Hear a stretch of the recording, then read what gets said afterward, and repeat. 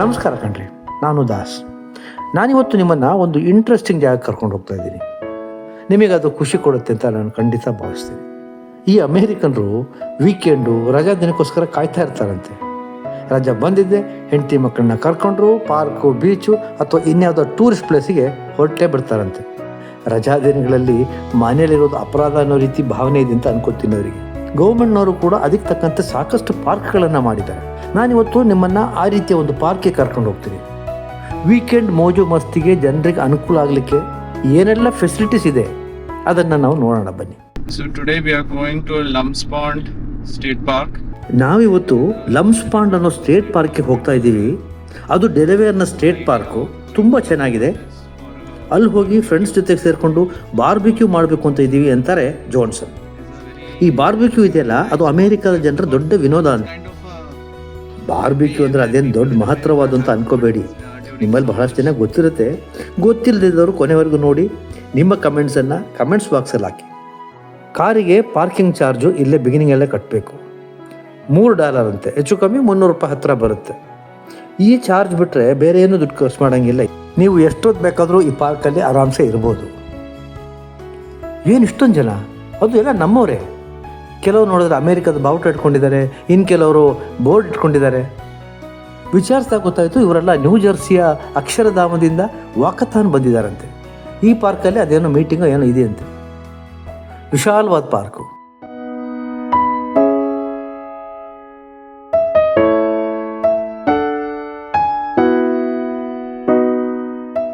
Car park ಮಾಡಿದ್ದಾಯ್ತು. Hello everybody. Today we are at a barbecue picnic. ಹಿರಿಯರು ಎಲ್ಲರನ್ನ ಸ್ವಾಗತ ಮಾಡ್ತಾ ಇದ್ದಾರೆ. ಚಿಕನ್ ಡಿಶಸ್ಸು, ಪನ್ನೀರ್ ಟಿಕ್ಕಾ ಎಲ್ಲ ಮಾಡ್ತಾ ಇದ್ದೀವಿ. ಹುಡುಗರೆಲ್ಲ ಇವತ್ತು ಕೆಲಸ ಮಾಡ್ತಾರೆ, ಹುಡುಗಿಯರು ರೆಸ್ಟ್ ತಗೋತೀವಿ ಅಂತಿದೆ. Boys are doing hard work and girls are going to enjoy today. Usually weekends go with house chores. ಸಾಧಾರಣ ವೀಕೆಂಡ್ನಲ್ಲಿ ಮನೆಯಲ್ಲೇ ಕೆಲಸ ಇರುತ್ತೆ. ಆದರೆ ವೆದರ್ ಚೆನ್ನಾಗಿದ್ದಾಗ ಈ ಥರ ಔಟಿಂಗ್ ಬರ್ತೀವಿ, ಪಾರ್ಕಿಗೆ ಹೋಗ್ತೀವಿ, ಅಕ್ವೇರಿಯಂಗಳಿಗೆ ಅಥವಾ ರೆಸ್ಟೋರೆಂಟ್ಗಳಿಗೆ ಹೋಗ್ತೀವಿ, ಪಿಕಲ್ ಬಾಲ್ ಆಡಲಿಕ್ಕೂ ಕೂಡ ಹೋಗ್ತೀವಿ ಅಂತಾಳೆ ಅನನ್ಯ. It's a new sport that we enjoy playing. Every city, every county will have state parks. ಎಲ್ಲ ರಾಜ್ಯದ ಎಲ್ಲ ಪಟ್ಟಣಗಳಲ್ಲೂ ಸ್ಟೇಟ್ ಪಾರ್ಕು, ನ್ಯಾಷನಲ್ ಪಾರ್ಕ್ಗಳು ಇರ್ತವೆ. There would be ಪಾರ್ಕ್ಗಳಲ್ಲಿ ಸಾಧಾರಣವಾಗಿ ಈ ರೀತಿಯ ಕೆರೆಗಳು ಕೂಡ ಇರ್ತವೆ. barbecue stands, which is ಇಲ್ಲಿ ಕೂರ್ಲಿಕ್ಕೆ ಬೆಂಚ್ಗಳನ್ನು ಹಾಕಿರ್ತಾರೆ, ಬಾರ್ಬಿಕ್ಯೂ ಮಾಡಲಿಕ್ಕೆ ಸ್ಟ್ಯಾಂಡ್ಗಳನ್ನು ಇಟ್ಟಿರ್ತಾರೆ. ಅದನ್ನೆಲ್ಲ ಫ್ರೀಯಾಗಿ ನೀವು ಬಳಸ್ಕೋಬಹುದು. ಆದರೆ ಬೇಕಾದ ಚಾರ್ಕೋಲು, ಬೆಂಕಿ, ಫುಡ್ಡು ನೀವೇ ತರಬೇಕು ಅಷ್ಟೇ. It is a very good sunny day. ಇವತ್ತು ಒಳ್ಳೆ ಬಿಸಿಲಿರೋ ದಿನ, ಹಾಗಾಗಿ ನಾವಿವತ್ತು ಬಾರ್ಬಿಕ್ಯೂ ಪಿಕ್ನಿಕ್ ಮಾಡಬೇಕು ಅಂತ ಅಂದ್ಕೊಂಡು ಬಂದಿದ್ದೀವಿ. ಸ್ನೇಹಿತರು ಮತ್ತು ಮನೆಯವ್ರ ಜೊತೆ ಎಂಜಾಯ್ ಮಾಡ್ತಾ ಇದ್ದೀವಿ ಅಂತಾರೆ ಅಭಿಷೇಕ್. ಈ ಲಮ್ಸ್ ಪಾಂಡ್ ಪಾರ್ಕ್ ಇದೆಯಲ್ಲ, ಅದು ಬರೋಬ್ಬರಿ 1800 ಎಕರೆ ಇದೆಯಂತೆ. ಎಲ್ಲಿ ನೋಡಿದ್ರು ಮರಗಿಡಗಳು. ಇಲ್ಲೇ ಅಂತ ಅಲ್ಲ ರೀ, ಇಡೀ ಅಮೇರಿಕಾದಲ್ಲಿ ಎಲ್ಲೇ ಹೋಗಿ, ನ್ಯೂಯಾರ್ಕು, ವಾಷಿಂಗ್ಟನ್ ಥರದ ಸಿಟಿಗಳನ್ನ ಬಿಟ್ಟರೆ ಎಲ್ಲಿ ನೋಡಿದ್ರು ಕಾಡು ಕಾಡು ಕಾಡು. ನನಗೆ ಆಶ್ಚರ್ಯ ಏನಪ್ಪ ಅಂದರೆ, ಈ ಕಾಡುಗಳನ್ನ ಮರಗಳೆಲ್ಲ ಒಂದೇ ರೀತಿ ಇರುತ್ತೆ, ಪ್ರಾಕೃತಿಕವಾಗಿ ಬೆಳೆದು ಅಂತ ಅನಿಸಲ್ಲ. ಆದರೆ ಇಷ್ಟೆಲ್ಲ ಮರಗಳು ನಡಲಿಕ್ಕಾಗತ್ತಾ ಗೊತ್ತಿಲ್ಲ. ಇಲ್ಲಿ ಏನೇನು ಫೆಸಿಲಿಟಿ ಇದೆ ಗೊತ್ತಾ? ಹೈಕಿಂಗು, ಮೌಂಟೇನ್ ಬೈಕಿಂಗು, ಸೈಕ್ಲಿಂಗು, ಆಮೇಲೆ ನೀರಿನಲ್ಲಿ ಕಯಾಕಿಂಗು, ಪೆಡ್ಲ್ ಬೋಟು ಮುಂತಾದವು. ಅಂದರೆ ಅದಕ್ಕೆಲ್ಲ ರೆಂಟ್ ಕೊಡಬೇಕಾಗತ್ತೆ. ಫಿಶಿಂಗ್ ಮಾಡ್ಬೋದು, ರಾತ್ರಿ ಕ್ಯಾಂಪ್ ಮಾಡ್ಬೋದಂತೆ. ಗಾಲ್ಫ್ ಕೋರ್ಟ್ ಇದೆ, ಡಾಗ್ ಪಾರ್ಕ್ ಇದೆ ಅಂತೀರಿ, dog park, tree top adventure ಅಂತೆ, ಏನೋ ಗೊತ್ತಿಲ್ಲ.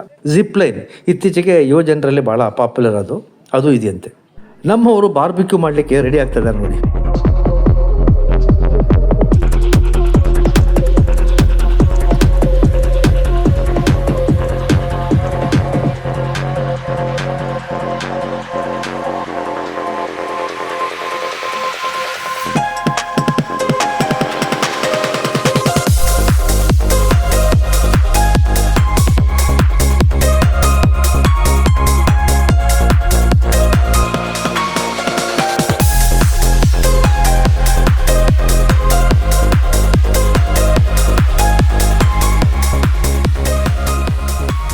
ಸರಿ, ಇವರು ಅದೇನು ಮಾಡ್ತಾರೋ ಮಾಡಲಿ.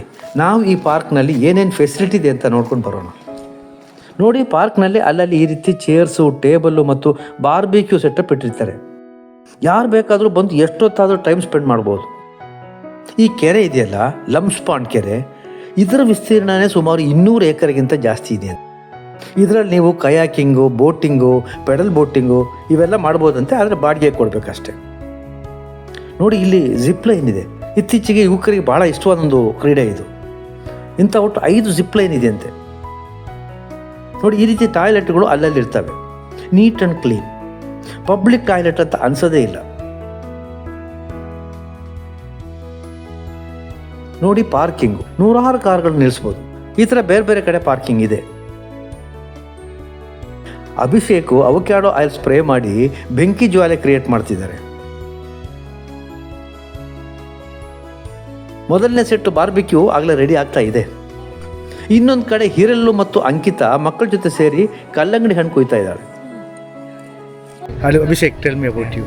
ಅಭಿಷೇಕ್ ಉತ್ತರ ಪ್ರದೇಶದ ವಾರಣಾಸಿಯವರು. ಇಲ್ಲಿ ಬಂದು 8-9 ವರ್ಷ ಆಯಿತು. ಅವರ ಅನುಭವದ ಬಗ್ಗೆ ನಾನು ಮಾತಾಡಿಸ್ತಾ ಹೋದೆ.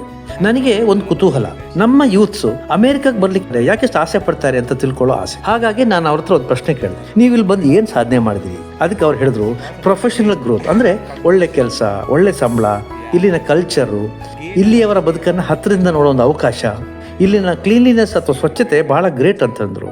ಹೌದು, ನನಗೂ ಅಷ್ಟೇ. ಬಂದಾಗಿಂದ ನಿಜಕ್ಕೂ ಅದು ಮನವರಿಕೆ ಆಯಿತು.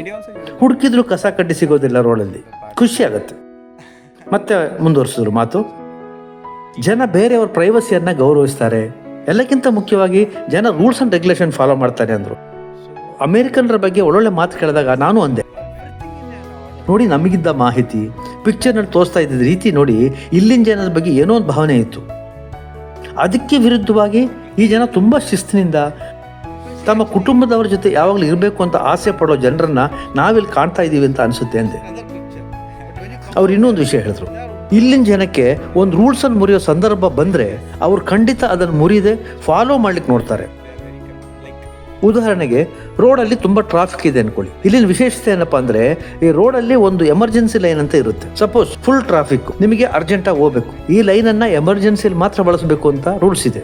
ಅಂತಹ ಪರಿಸ್ಥಿತಿ ಕೂಡ ಈ ಜನ ಹಾಗೆ ಮಾಡದೆ ಟ್ರಾಫಿಕ್ ಜಾಮ್ನಲ್ಲೇ ಕಾಯ್ತಾರೆ ಹೊರತು ಎಮರ್ಜೆನ್ಸಿ ಲೈನಲ್ಲಿ ಹೋಗೋದಿಲ್ಲ. They will stay in the traffic for like 1 hour, but they will not be emergency lane. Hi, my name is Basil. ಇವರು ಬೇಸಿಲ್ ದೊಡ್ಡ ಕಂಪನಿಯಲ್ಲಿ ಕೆಲಸ ಮಾಡ್ತಿದ್ದಾರೆ. ಇವರು ಮೂಲತಃ ಕೇರಳದ ಮೂನಾರ್ ಸಮೀಪದ ಕುಂಜಿತಣ್ಣಿ ಎಂಬ ಊರಿನವರು. ಬೆಳೆದದ್ದು ಮಾತ್ರ ಗೋವಾದಲ್ಲಿ. ಇವರಿಗೂ ಅದೇ ಪ್ರಶ್ನೆ ಕೇಳಿದೆ, ನಿಮ್ಮ ಹತ್ರ ಅಮೆರಿಕದವರು ಹೇಗಿರ್ತಾರೆ ಅಂತ. ಬೇಸಿಲ್ಗೂ ಅದೇ ಒಪಿನಿಯನ್. ಇಲ್ಲಿನ ಜನ ತುಂಬ ಫ್ರೆಂಡ್ಲಿ, ಒಳ್ಳೆಯವರು, ಬೇರೆ ಸಂಸ್ಕೃತಿಯ ಜನರನ್ನು ಅವ್ರು ಸ್ವಾಗತ ಮಾಡ್ತಾರೆ. ನಮಗೂ ಅವ್ರಿಗೂ ಆಹಾರ ಪದ್ಧತಿಯಲ್ಲಾಗಲಿ, ರೀತಿ ರಿವಾಜುಗಳಲ್ಲಾಗಲಿ ಅಥವಾ ಲುಕ್ನಲ್ಲಾಗಲಿ ಸಾಕಷ್ಟು ವ್ಯತ್ಯಾಸಗಳಿದ್ರೂ ಕೂಡ ಅವರು ನಮ್ಮನ್ನು ಬಹಳ ಫ್ರೆಂಡ್ಲಿಯಾಗಿ ನೋಡ್ತಾರೆ. ನಾನು ಅವ್ರಿಗೆ ಕೇಳಿದೆ, ನೀವು ಯಾವತ್ತಾದರೂ ಅವರಿಂದ ಡಿಸ್ಕ್ರಿಮಿನೇಷನ್ ಅಂದರೆ ತಾರತಮ್ಯ, ಅವಗಣನೆಗೆ ಒಳಪಟ್ಟಿದ್ದೀರಾ ಅಂತ ಕೇಳಿದಾಗ ನನಗೆ ಆ ರೀತಿ ಯಾವುದೇ ಅನುಭವ ಆಗಿಲ್ಲ ಅಂತ ಹೇಳ್ತಾರೆ ಬೇಸಿಲ್. ಆಫೀಸಲ್ಲಾದರೂ ಅಷ್ಟೇ ಬಹಳ ಫ್ರೆಂಡ್ಲಿ ಆಗಿರ್ತಾರಂತೆ. ಹಾಗೆಯೇ ಅವ್ರಿಗೆ ಸಾಕಷ್ಟು ಅಮೆರಿಕ ಫ್ರೆಂಡ್ ಕೂಡ ಇದ್ದಾರೆ ಅಂತಾರೆ ಬೇಸಿಲ್.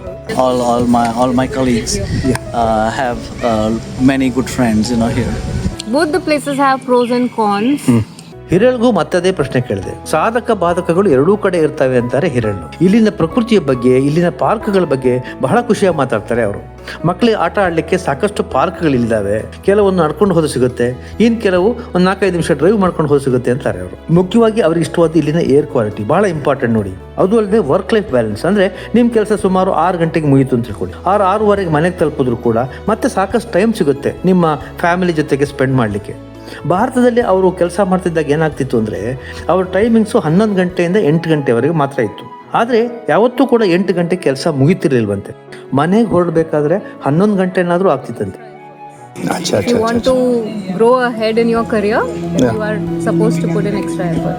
ಬಾರ್ಬಿಕ್ಯೂ ಅಂದರೆ ದೊಡ್ಡ ವಿಷಯ ಏನೂ ಅಲ್ಲ ರೀ. ಚಿಕನ್ ಪೀಸನ್ನು ಮ್ಯಾರಿನೇಟ್ ಮಾಡಿಬಿಟ್ಟು ಅದನ್ನು ಕೋಲಿಗೆ ಸಿಗಿಸಿ ಅದನ್ನು ಗ್ರಿಲ್ ಮೇಲೆ ಸುಟ್ಟರೆ ಬಾರ್ಬಿಕ್ಯೂ ಅಂತಾರೆ. ನಾವು ಹಳ್ಳಿ ಭಾಷೆಯಲ್ಲಿ ಹೇಳಬೇಕಾದ್ರೆ ಕೋಳಿನ ಸುಟ್ಟು ತಿನ್ನೋದು ಅಷ್ಟೇ. ಬಾರ್ಬಿಕ್ಯೂ ಚಿಕನ್ನು, ಪನ್ನೀರು ಮತ್ತು ಮನೆಯಿಂದ ತಂದಿದ್ದ ಹಲವು ತಿಂಡಿಗಳು ಎಲ್ಲ ತಿಂದಿದ್ದಾಯಿತು.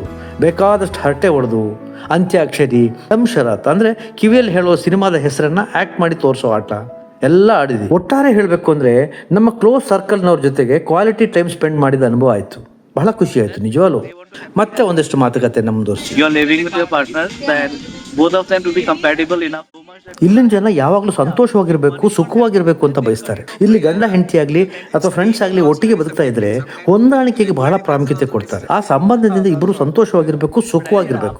ಏನಾದ್ರೂ ಕಿರಿಕಿರಿ ಅನಿಸ್ತಾ ಹೊಂದಾಣಿಕೆ ಸಾಧ್ಯವೇ ಇಲ್ಲ ಅನ್ನೋ ಭಾವನೆ ಬಂತ, ಆ ಸಂಬಂಧನ ಅಲ್ಲೇ ಕಳೆದು ಹಾಕ್ಲಿಕ್ಕೆ ಹಿಂದೆ ಮುಂದೆ ನೋಡಲ್ಲ ಈ ಜನ ಅಂತಾರೆ ಬೇಸಿಲ್. ಕೆಲವೊಮ್ಮೆ ಅಷ್ಟೊಂದು ಸೀರಿಯಸ್ ಅಲ್ಲದ ವಿಷಯ ಕೂಡ ಸೆಪರೇಟ್ ಆಗೋದಿದೆ ಅಂತಾರೆ ಅಭಿಷೇಕ್. ನಮ್ಮಲ್ಲೂ ಕೂಡ ಈ ಡೈವರ್ಸ್ ಇದೆ, ಆದರೆ ಬಹಳ ರೇರ್ ಅಂತ ನಾನು ಕೂಡ ಧ್ವನಿಗೂಡಿಸ್ತೆ. ಸರಿ, ಈಗ ಹರಟೆಗೆ ಒಂದು ಬ್ರೇಕ್ ಕೊಡೋಣ.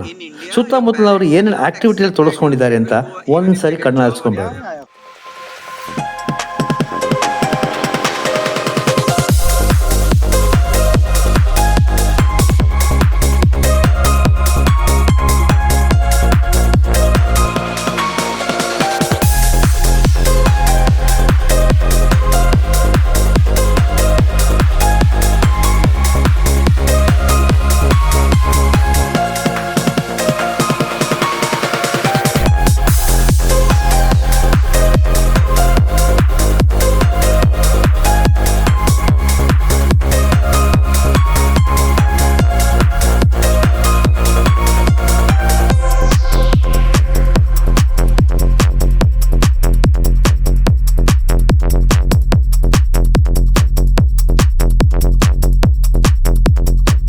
Only one thing which we miss here. ನೋಡಿ, ಮೊದಲು ನಾನು ಅಭಿಷೇಕ್ ಅವ್ರ ಹತ್ರ ಕೇಳಿದೆ, ನೀವು ಇಲ್ಲಿ ಬಂದು ಏನು ಸಾಧನೆ ಮಾಡಿದ್ರಿ ಅಂತ.